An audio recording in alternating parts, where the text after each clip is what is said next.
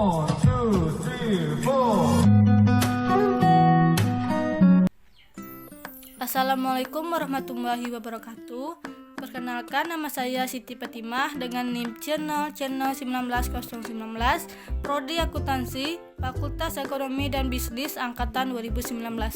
Baiklah, di sini saya akan menjelaskan akuntansi perpajakan, yaitu aspek fiskal dari aset lancar berupa piutang usaha dan persediaan.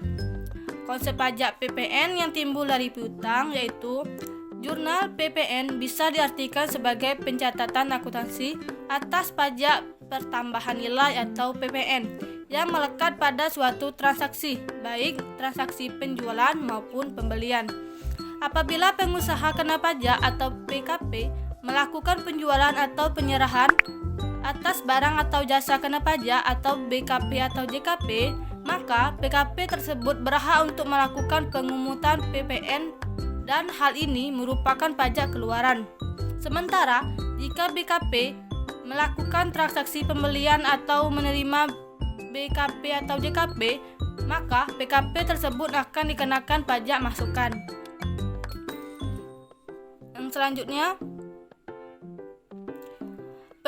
pembuatan jurnal PPN dengan mencatat setiap transaksi pembelian maupun penjualan BKP atau JKP diperlukan sebagai fungsi analisis untuk menentukan perkiraan yang didebit dan perkiraan yang dikredit, serta diperlakukan untuk mencatat setiap aktivitas perusahaan yang berhubungan dengan PPN.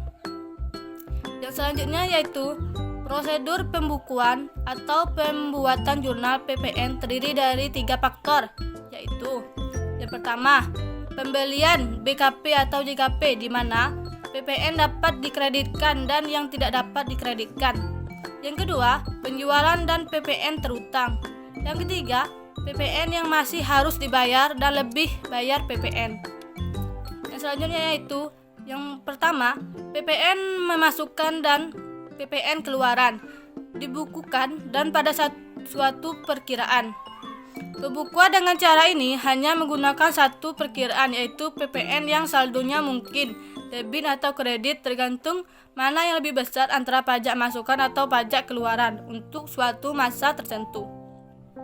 Yang kedua, PPN masukan dan PPN keluaran dibukukan secara terpisah tanpa prosedur offset pada setiap masa pajak.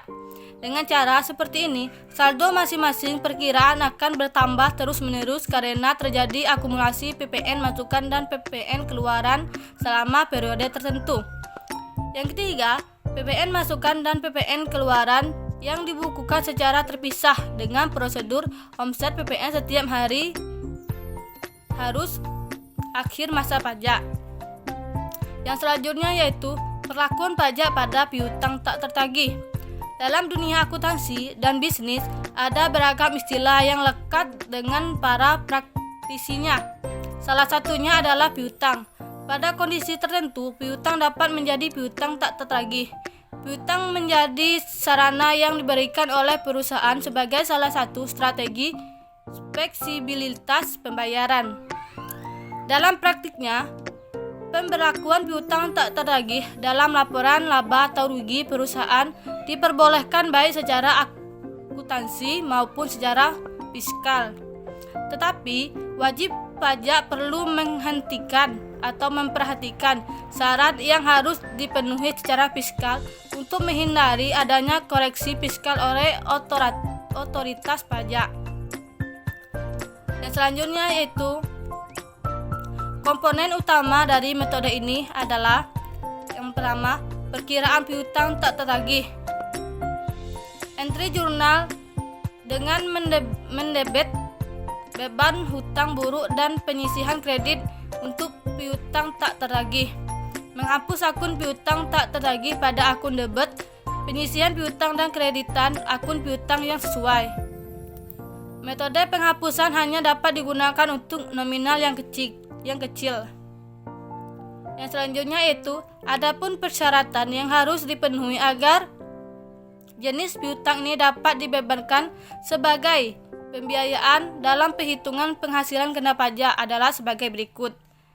Yang pertama, telah dibebankan sebagai biaya dalam laporan laba rugi komersial. Yang kedua, BP harus menyerahkan daftar piutang yang nyata-nyata tidak dapat ditagih kepada Ditjen Pajak berbentuk hard copy dan soft copy. Yang ketiga, piutang tidak tertagih tersebut telah 1. Diserahkan perkara menagihannya pada pengadilan negeri atau instansi pemerintahan yang menangani piutang negara. Yang kedua, pendapatan perjanjian tulis mengenai penghapusan piutang atau pembebasan utang antara kreditur dan debitur atau piutang yang nyata-nyata tidak dapat ditagih tersebut. Yang tiga, ada pengakuan dari debitur bahwa utangnya telah dihapuskan untuk jumlah utang tertentu. Dan selanjutnya yaitu perlakuan pajak pada persediaan. Akuntansi pajak berasal dari dua kata, yaitu akuntansi dan pajak. Akuntansi adalah suatu proses pencatatan, penggolongan, pengiktisaran suatu transaksi keuangan dan diakhiri dengan suatu pembuatan laporan keuangan. Dan selanjutnya, persediaan adalah jumlah produk yang dimiliki perusahaan yang tersedia untuk dibeli. Kumpulan barang ini pada akhirnya akan dijual kepada pelanggan untuk mendapatkan keuntungan. Hal ini membuat persediaan dilaporkan sebagai aset lancar di neraca perusahaan Anda. Namun, perlu diingat bahwa penyimpanan persediaan untuk waktu yang lama belum tentu merupakan hal yang baik. Ini karena Anda dapat membayar biaya penyimpanan dan produk berpotensi menjadi uang. Berikut adalah beberapa contoh persediaan. Yang pertama, jumlah pakaian yang harus dijual di perusahaan. Yang kedua, hotdog yang siap dijual oleh stand hotdog. Baiklah, inilah yang dapat saya sampaikan. Lebih dan kurangnya saya mohon maaf dan saya akhiri. Wassalamualaikum warahmatullahi wabarakatuh. Terima kasih.